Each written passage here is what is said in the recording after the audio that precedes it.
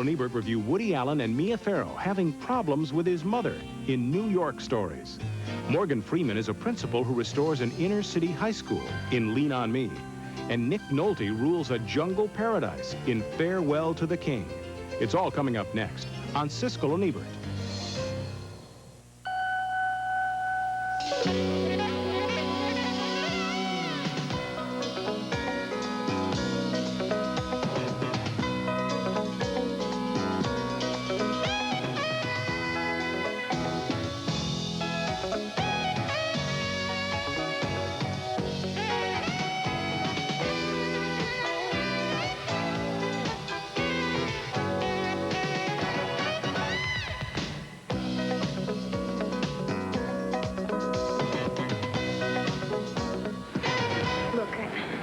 I didn't go to Florida with the girlfriend like I told you. Oh, yeah? That was somebody else. Nick Nolte and Rosanna Arquette star in Life Lessons, one of 3 tales told in a new movie called New York Stories. 3 stories set in New York City, each told by a different, celebrated director. New York Stories is one of the new movies we'll be reviewing on this week's Siskel and Ebert. I'm Gene Siskel of the Chicago Tribune. And I'm Roger Ebert of the Chicago Sun-Times. Our first movie is really our first 3 movies because New York Stories, as Gene said, is an anthology of 3 short films about New Yorkers directed by Martin Scorsese, Francis Coppola, and Woody Allen. And because each film stands alone with a different director, screenplay, and cast, we're going to review them that way as 3 different films. The first of the 3 is Martin Scorsese's Life Lessons, and it stars Nick Nolte as a rich and important New York artist who is obsessed by his 22-year-old so-called assistant, played by Rosanna Arquette. One day she announces she's leaving him. Who's this guy? I know him, right? Gregory Stark, That kid, the comedian? a performance artist. Performance artist? What the hell is a performance artist? A person's an actor, a singer, a dancer. I mean, do you call the guy that picks up your garbage a sanitary engineer? A performance artist. And he left you. Now you see through that, right? I don't care. It's over. That's all. Look, I'm moving out. He is successful in convincing her to stay for a few days, but when another man talks to her at an art opening, he reveals his possessiveness and jealousy. What? Look, I don't know how to say this. I mean, I'm not your shepherd or anything, but people are laughing at you out there. Why? Well, you know that greasy-haired kid you're dancing with? Well, he's here to score and split. I mean, he does this everywhere he's invited. He likes to find some innocent kid, and then he preys upon him. I mean, you're a free agent. It's your life. But I'm telling you, if that low-rent hound does anything to hurt you or humiliate you... I thought you were going to tell me that they were laughing at me because of my work. Well, this is kind of worse, don't you think? One of the qualities you can glimpse in both of those clips is the particularly alive camera style that Scorsese uses throughout his film, with his camera moving in rhythm with the movements and emotions of the characters. There's one fantastic scene where the painter goes into a frenzy of creation, slapping paint onto the canvas as the camera goes back and forth between his palette and his canvas, and rock music blasts from the cassette player. The camera follows his brush as if it's possessed. The story has great energy and some remarkably convincing dialogue between Nolte and Arquette.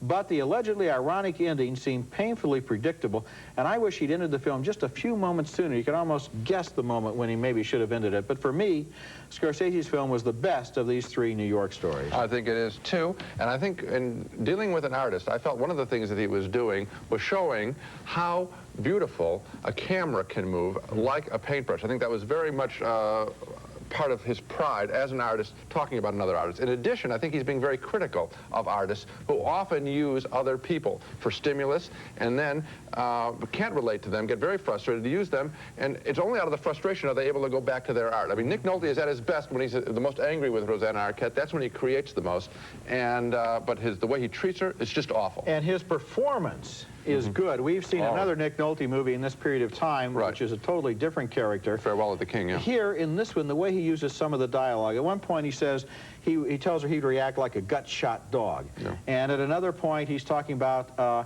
I've been married 4 times since before you were born.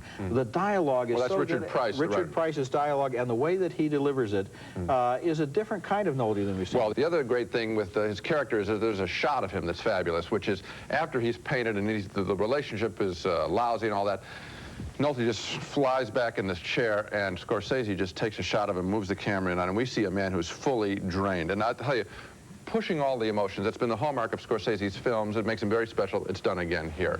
The second New York story is by Godfather director Francis Coppola, and his story is a child's tale called Life Without Zoe, which updates the old New York story of Eloise, the spoiled little rich girl who lived in the Plaza Hotel.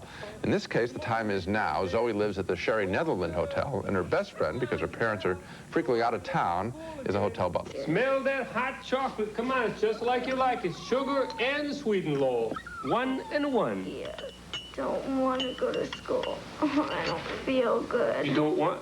You know, maybe you have the flu. It's going around. Let me...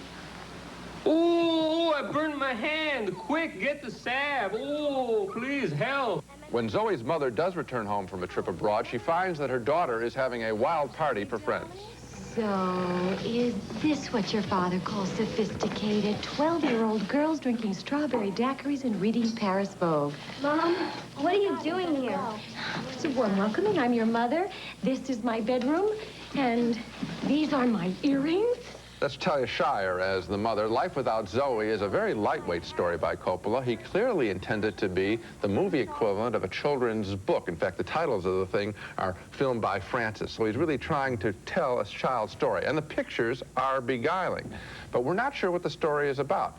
Zoe is spoiled, but that's because her parents ignore her. The film needs more time, I think, with the parents, or at the very least, more time with the person who I thought was the most interesting character in the story, the butler. I think it could have been just about the butler and the girl relationship. As it stands, it's a well-directed but empty story, and I have to give it thumbs down. Thumbs down for me, too. Don Novello played the butler, and it could have been, if it had been the butler story, how he deals with these rich people, that could have been fun. This movie is totally unfocused. The relationship between Zoe and her mother, Talia Shire, is utterly confusing. It's not on the screen. It's not. Well, first of all, there's a lot of tension, and she's a mean woman. And then later on, they're best friends. We can't understand that either. Frankly, I was shocked. I would have thought that given the chance to make a short film, these directors who always are forced to work at 2 hours length would have had something they were saving up to really do something special with. And this is the sort of thing you'd see, you know, in some student film festival, except for the production value. Well, that's what catches you, is visually, it's interesting. I mean, the guy doesn't know how to shoot an uninteresting shot, even the last shot in the picture Yes, with but the he father. sure does know how to tell an interesting story. In that case, you're right. Okay, on to the third segment. And the third part of New York Stories was directed by Woody Allen. Now, people have been saying for a couple of years that they wish Allen would abandon his serious movies and get back to comedy, which he does best, allegedly. Maybe they'll like his short film here, which is named Oedipus Rex and which is intended as a comedy. But I think it's among Allen's weakest work. It stars Allen as a 50-year-old lawyer whose life is still controlled by his mother, who even visits him at the office. Mother, Say hello to Aunt Seal. what are you doing here? We just saw Cats. Cats, Mr. Cats? Cats, the show. Remember you gave me 2 tickets? Cats. Cats, of course. So I thought I'd take Aunt Seal to see your office. Isn't it beautiful? She doesn't hear a thing. John, we're a little behind schedule. Yes, sir. I'm all tied up. This is Bates, the one with the mistress. Now, there are some laughs there at that moment, but laughs that are extracted, not inspired. And there was a wonderfully inventive scene elsewhere in the movie where the mother is picked as a volunteer in a magic act, and then something truly mysterious happens to her. That moment is, or could have been, a great springboard for a movie that never materializes. Now, I don't want to give away any surprises, but I'll say that the movie goes completely wrong from the moment that his mother reappears after her magical vanishing act. If what happens in this movie happened in real life in New York City, the story wouldn't be how the Sun dealt with it, it'd be how 8 million New Yorkers dealt with it. And because Allen doesn't go with that, his ending seems so artificially limited and so constrained and contrived and manipulated that it's more of a distraction than an entertainment. That's too bad. I think this is more of a sketch than it is a full-blown work. Now, of course, we get into the whole notion here of whether or not they can handle this short form, and whether, if given a full-length feature, if he'd done it on this subject, whether it would have worked. But I agree with you, it's a little bit less than you expect from him. I think that the sight gag, which we won't give away, is amusing, and I enjoyed it. but it is certainly turned off very quickly. I think you're accurate on that. And, you know, it almost is justification for his serious work, because I think when he tried to do this little exercise here, I don't think his heart was really in it. I think Woody Allen can make comedy anytime he wants to, and I think he's a great serious director, too. But I think in this particular case, the problem is the special effect that's involved. And again, we won't give it away. But, I mean, New York wouldn't react that way. If that was going on, the entire city would come to a halt, and everybody would be in on the act. Well, it wouldn't just still be the neurosis of this little nerd. A lot of people do get into the act, if you recall. Some of the other people join, and they chime in, and they root for the... No, that's contrived one-liners by three or four extras. I'm telling you, it's a sketch. I would have liked more. Coming up next, Nick Nolte plays a World War II soldier who deserts in Borneo and becomes a king to the native tribesmen. In Farewell to the King. I've seen you do all manner of things. But now, I see you king. Farewell to the King is a strange but familiar story, the story of a white man who becomes king to a bunch of natives in the jungle. Guys like this typically are both saint and sinner, and Nick Nolte plays more of a saint, an American soldier who deserts the army in Borneo in 1942, entering the jungle, eventually becoming a king to a native tribe. His tribal wife believes that the war he talks about will soon intrude upon their lives. Forget this war. This war is for evil men. A British officer and a sergeant find out about Nick Nolte's character. They want him to organize the tribe against the Japanese, but Nolte will not hear of it. They don't know about your war. I'm their king, and I don't want them to know. Naturally, the Japanese discover the tribe, and that leads to a predictable argument. You did this with your radio? Yes, we have a radio, you know that. Well, the Japs heard it, they know you're here. Well, more or less. If we can hear them, they can hear us, and if we stay on a bit too long, they can triangulate, and I suppose we stayed on too long. This is familiar material, as earnest as it may be. I did not stop believing for a moment that I was watching Nick Nolte act. At the same time, I was touched by the eternal questions this movie asks. I don't know how you cannot be touched by it. It's an important issue. It's a close call, but I'm voting thumbs down. I liked it more than you did, and I'm voting thumbs up because I found a certain fascination in the subject and in the way that John Milius, who wrote and directed this movie, is trying to create this character. Now, if you remember, Milius was one of the authors on Apocalypse Now, and if you will, the Nick Nolte character here is a first cousin of the Marlon Brando movie, of the Marlon Brando character in Apocalypse Now, who disappears into the jungle and becomes the king of a tribe. In that case, he goes off into some kind of a philosophical hinterland. In this movie, the guy is more of a kind of a 60s kind of guy. At one point, he says, from this moment forth, I will never again commit violence. Of course, by that point, he's killed everyone he could possibly find to kill, so it's a little late to reform. But what Milius keeps doing in this movie, and even in one of his movies like Conan the Barbarian, is finding a violent intellectual loner and then seeing how far you can push him. Well, I was interested in the idea, but here's a real tough question. Did you see that character, or did you see Nick Nolte? Well, of course, he's a familiar movie star. Movie stars have that problem. We recognize them. Well, but on the the great other hand, ones disappear. I thought well, they don't really disappear. Brando never disappeared. Come on. Oh, I think so. In Last Tango in Paris, I'm watching. Oh no, I disagree with you, Roger. I'm watching that character. Okay, That's a well, very specific character. Very happy for you. And let's get back to this. You said Brando. And you said I'm watching Nick Nolte give a very good performance as a very interesting character. No, I just saw Nick Nolte sitting there. When we come back, Morgan Freeman stars as a hard-boiled high school principal in Lean on Me. You are not inferior. Me, and it stars Morgan Freeman in the story of a real-life character named Joe Clark, who whipped a New Jersey high school into shape just with the force of his personality. But what a personality. This guy is a cross between a Marine drill instructor and Captain Ahab. His first act after taking over the seriously troubled school is to gather all of the druggies and troublemakers on stage at an all-school assembly. These people are incorrigible. And since none of them could graduate anyway, you are all expurgated. You are dismissed. You are out of here forever. He is just as tough on the teachers, giving them a public humiliation. Because you are failing to educate them. This is the posture that many of our students will wind up in. Only they'll be staring down the barrel of a gun. The movie's best scene has the principal talking tough to a kid who admits he uses drugs, but wants another chance. I'm going to go back on my own word just this once and let you back into my school. Because you're still a baby and you don't know nothing. But you understand this, boy. You're not going to get a moment's rest. I'm going to be on your case every minute. There are basically two conflicting elements to Lean on Me: Morgan Freeman's performance and the movie's story. The performance is brilliant, it's very strong, but the movie lets Freeman down because it never deals with some very basic questions. This man that he plays may be a good disciplinarian, we can see that, but he's also an autocratic, egotistical martinet who may be more than a little crazy, and as he walks roughshod over everybody in his path, we think the movie may eventually deal with his bizarre behavior, but it never does. And even if this guy did clean up the high school, I'm still not sure that any real learning could go on there. One of the weirdest scenes in the movie has him ranting and raving on stage before a state exam as if school spirit alone was going to supply the right answers for those students. Lean on Me has a good performance, but it's a very confused movie. Well, what's confused about it, I think, is that at its core, it's really just a television show. I mean, I think that's at the level that it plays at.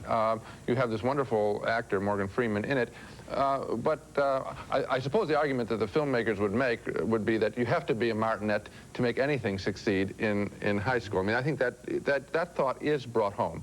But you're right, we don't see the hard work of actual learning. We see a lot of acting, a lot of shouting. We see kids trotting up with, I have to say, predictable problems. It is an interesting issue. Do you throw all the drug people out of the school and on the streets and so that the real learning can be done? I think the film makes that point early on. But then, after a while, it's just angry behavior by the teacher and then a miraculous ending. The funny thing about this movie is it's being compared to Stand and Deliver, the Edward James Olmos film, which is about a teacher who was really trying to teach his students how to learn. Right. This movie owes a lot more to the principal, the James Belushi film about a guy with a baseball bat who's going to knock the heads of all the bad guys in the school. Right. This movie is clothed in a noble image, but the fact is it's essentially a very simple-minded action film with a performance that's too good, much better than it deserves. Okay, coming up next, John Lithgow plays a small-town butcher who thinks he has murdered his partner in the black comedy called Out Cold. You always loved chocolate. Our next film is the offbeat comedy called Out Cold, starring John Lithgow as a butcher who thinks he murdered his partner, leaving him to freeze to death in the cooler. Actually, the guilty party is the dead butcher's wife, played by Terry Garr. She's delighted that Lithgow is confused. Oh, Sonny. Sonny, you forgive me. I do. Of course I do. I only hope that the police believe it was just an accident. Randy Quaid plays a private detective who questions Lithgow in the butcher shop where the dead butcher hangs on a rack, the ice cream bar he was eating frozen to his head. Your partner, Ernie, he's gone hunting. Hunting.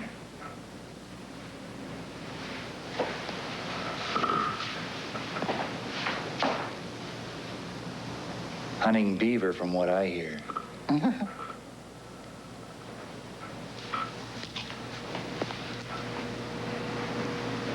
What's that? It's an ice cream bar. You want a bite? I don't eat that stuff. That's an amusing sight gag, but amusing is as far as Out Cold gets. This film would like to get bigger laughs, but making a comedy about dumbbells is tough to do. Only Terry Garr's character has a brain, and her character seems too smart to stay in this mess. I think what they were basically trying to do here was make a movie like Blood Simple, which essentially had the same plot. Somebody is dead, one person thinks he did it, somebody else actually did do it. There's an adulterous situation going on, and neither party is really sincere. Yeah, but that film had much more of a violent side to it and a much higher comic side. Well, it was a much better film. The thing about this film is the director doesn't seem to really be able to get a handle on his balance between the comedy and the macabre. Now, that scene that you thought was amusing, where Lithgow was standing there trying to hold the ice cream bar, it goes on at excruciating length and at so many different camera angles that essentially it becomes annoying to us that Randy Quaid, the detective, doesn't see what everyone can see, which is there's something fishy going on right there. Now, done a different way, it could have been funny. But done the way it's done in this movie, it's simply annoying to the audience. I think it's funny, but there are many other scenes where they should have known, especially when one of the other workers in the butcher shop is not allowed to go into the cooler all the time. That would tip people off. There's raw meat all over the floor and all that. Again, playing characters who are dumb. See, in Blood Simple, the characters were smart, but making these characters dumb, that requires very sophisticated writing to not make it, the film itself seems stupid. The proof of what you're saying is that the most interesting character in the movie is the smartest one, Terry Garr. Okay, now let's recap our reactions to the movies on this show. With New York Stories, Roger and I both liked only Martin Scorsese's story. We didn't care for Francis Coppola's work, and Roger cared less for Woody Allen's work than I did. He gives the movie thumbs down. I give it thumbs up because it's the only way you can see Scorsese's film, which I recommend you do see. A split decision on Farewell to the King. Roger liked Nick Nolte's portrayal of an intelligent warrior. I didn't believe in the character. 2 downturned thumbs for Lean on Me, a simplistic attempt to tell the story of a hard-as-nails high school principal. And 2 more downturned thumbs for Out Cold, a disappointing comedy with only one interesting character, Terry Garr. So here we get into a matter of procedure on the show. Yeah, I know. We have 3 movies. Yeah, I know. In New York Stories. Right. You vote thumbs down on 2 of them, but you vote thumbs up on the whole movie because you don't want to throw out the baby with the dishwater.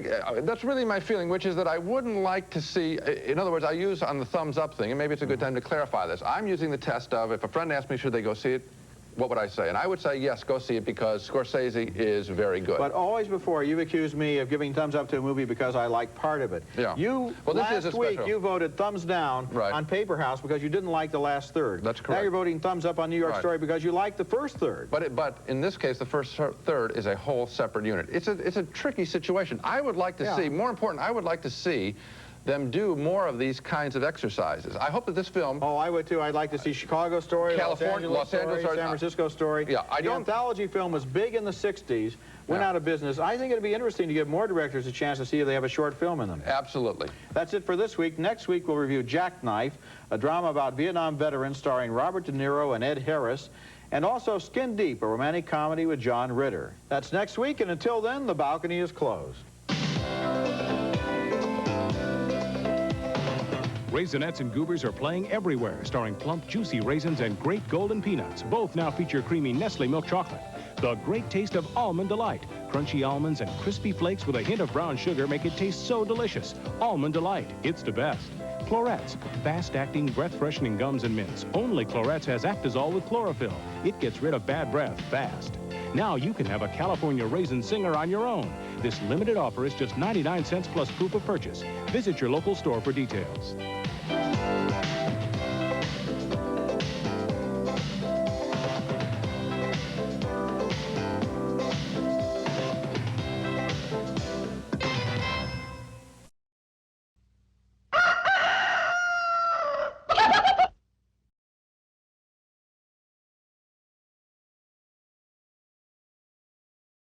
I don't have to do nothing but stay black and die.